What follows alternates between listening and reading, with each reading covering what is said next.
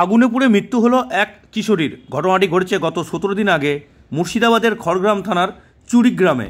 জানা যায় পূর্ণিমা দুলুই নামে ওই কিশোরী সে গ্যাসে রান্না করছিলেন। রান্না করার সময় ওড়নাতে আগুন লেগে গেলে সেই আগুনে পুড়ে জখম হন পূর্ণিমা। তারপরেই পরিবারের সদস্যরা তাকে তড়িঘড়ি সেখান থেকে উদ্ধার করে স্থানীয় হাসপাতালে চিকিৎসার পর বহরমপুরের মুর্শিদাবাদ মেডিকেল কলেজ হাসপাতালে চিকিৎসার জন্য নিয়ে আসলে সেখানে চিকিৎসারত অবস্থায় আজ ভোর নাগাদ তার মৃত্যু হয়। তার মৃতদেহ আজ সকাল 8টা নাগাদ ময়নাতদন্তের জন্য পাঠানো হয় বহরমপুর মর্গে। বলেন তো, সকালবেলায় গ্যাসে রান্না করতে যেয়ে গায়ে ওড়না ছিল, ওড়নাতে আগুনটা লেগে যায়। গ্রাম কোথায়? গ্রাম গ্রাম চুড়িগ্রাম। চুড়িগ্রাম? চুড়িগ্রাম। চুড়িগ্রাম, হ্যাঁ, কোন চুড়িগ্রাম। আচ্ছা, চুড়িগ্রাম কোন থানা এটা? খড়গ্রাম।